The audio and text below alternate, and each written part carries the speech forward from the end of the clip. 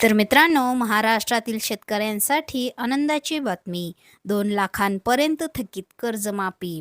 पुण्यश्लोक अहिल्यादेवी होळकर शेतकरी कर्जमाफी योजनेच्या माध्यमातून 2 लाखांपर्यंत कर्ज थकीत असणाऱ्या पात्र शेतकऱ्यांचे कर्ज माफ करण्याची घोषणा मुख्यमंत्री माननीय श्री देवेंद्र फडणवीस यांनी केली.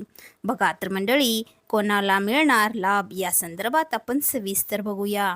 2 लाखांपर्यंत कर्ज थकीत असणारे शेतकरी 30 सप्टेंबर 2025 पर्यंत पीक कर्ज थकीत असणाऱ्या पात्र शेतकऱ्यांना मिळणार लाभ.